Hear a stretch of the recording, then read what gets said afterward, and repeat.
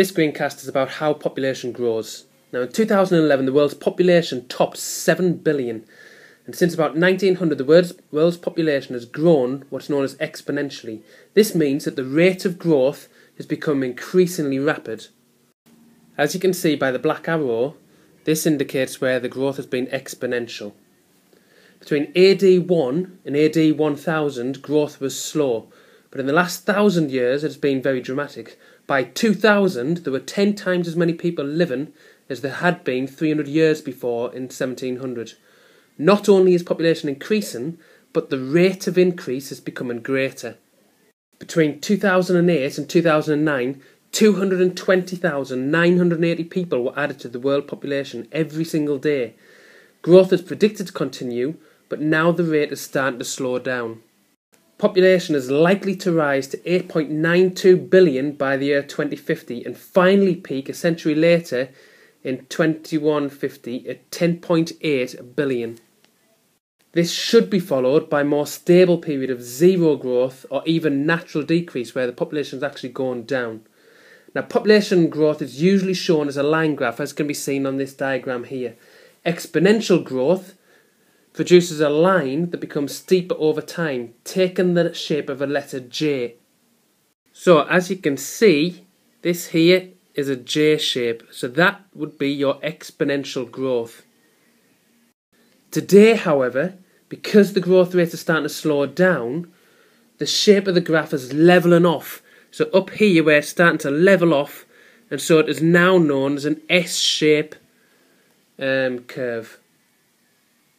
Now there are a number of key terms that we really need to know about population growth, and some of these may come up in the exam, could be worth 1 or 2 marks we don't want to throw away. So these are the key terms.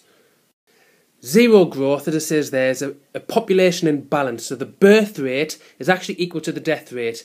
So the population isn't going up, but it's also not going down. So if there was 10 people born, 10 people died, obviously the population would not go up at all. Natural decrease is where the death rate is actually higher than the birth rate. So the number of people who are dying in the country is more than the number of people who are being born. And obviously the result of that is that the population starts to decrease. Exponential growth, as we've just kind of looked at on that previous graph, is a pattern where the growth rate constantly increases. So it's going up and it's going up very rapidly. And it's often shown as a J-curve graph, remember. Birth rate are the number of babies born per 1,000 people per year. And it's very important that you remember each of those 3 things, because if you just say it's the number of babies born, and it's a 2-mark question, you'll only get 1 mark. So it's the number of babies born per 1,000 per year. So there's 3 elements to it. Number of babies born per 1,000 per year. The death rate is obviously the number of deaths per 1,000 per year. And again, it's got those 3 different elements, but it's the number of deaths per 1,000 per year, not the number of babies born. Natural change is the difference between the birth rate and the death rate, and it's given as a percentage. And on the next slide, we'll show you how we actually work that natural change out. Natural increase is where the population's going up, and it's increasing because the birth rate, the number of babies born, is greater than the number of people who are dying. And the final term, life expectancy, this is the number of years a person is expected to live, usually taken from birth. So in the UK, it's kind of the high 70s, so how long you're expected to live. Now on the previous slide, we looked at the definition natural change, and that was the difference between the birth rate and the death rate given as a percentage. These are 2 examples of how you actually work that out. So the first one is in the UK. Now in the UK there's a birth rate of about 10.7 per 1,000 per year. The death rate is quite similar, it's 10.1 per 1,000 per year. So therefore the natural increase, the difference between the birth rate and the death rate, 10.7 minus your 10.1 equals 0.6. The natural change, though, is always expressed as a percentage, so the answer must be divided by 10. So you take 0.6 divided by 10, and your natural increase equals 0.06% per year. So in other words, the population in the UK is growing very slowly. In the Czech Republic, the birth rate is 9 per 1,000 per year. The death rate is 10.6 per 1,000 per year. So in other words, there are more people dying than being born. So remember, natural decrease equals death rate minus birth rate equals 10.6 minus 9 equals 1.6.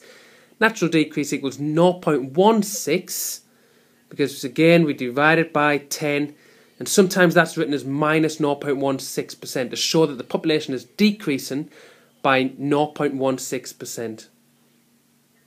The final part of this screencast on how population grows is some information here around the birth and death rates for selected countries taken from the year 2011. Now, data on birth rates and death rates and natural increase or decrease gives us information on the level of development of a country. So often in the exam they'll ask us, give us some data and ask us what level of development the country is at. Now, whatever their stage of development, all countries now have low death rates. People often assume the death rate in countries at lesser stages of development, so your poorer countries, must be high because people are poor and life expectancy not be so long, but this is not true. Two factors affect the level of death rate. The healthcare that's improved in poorer countries, which has lowered the death rate, and having so many people under the age of 15 reduces the chance of death. Death rates in countries at further stages of development are often higher because their populations are older, causing death rate to rise slightly. Birth rate is a better indicator of development, although family size is reduced in most countries at lesser stages of development. Again, in those poorer countries, parents in wealthier parts of the world still have fewer children. So in other words, what it's telling us is the lower the birth rate, the kind of more developed that country is. So thinking about that information that we've just been given, you can see that the death rate column here, the numbers are not too dissimilar. So you've got the highest up here at 17.4, and then your lowest number of 6.3, which there's a couple of countries, South Korea and Ireland. However, if you look at the birth rate column, there's a far greater variety. So in Ethiopia, the birth rate's 43, and if you go down to Germany, with the birth rate of 8.3. Now, obviously, we know that Germany is a developed country, an MEDC, whereas you would say in Ethiopia is a poor country, it's an LEDC. However, we don't just have LEDCs and MEDCs, we've got also some newer kind of terminology for different countries. So newly industrialising countries include the Asian tigers as well as other emerging industrial nations. So Malaysia, the Philippines, China here is what we call a newly industrialising country. So these countries are in the kind of process of becoming rich.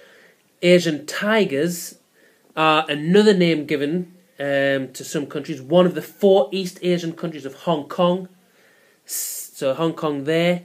South Korea is another example. Singapore, Taiwan. These 4 countries are known as Asian tigers, and it's where manufacturing industry has grown rapidly from the 1960s to the 1990s. So in other words, they're becoming much more developed, much quicker. So if you look at Hong Kong, this row here, the birth rate and death rate are very similar. They're similar to kind of what you would expect in the United Kingdom, for example. We're quite similar as well.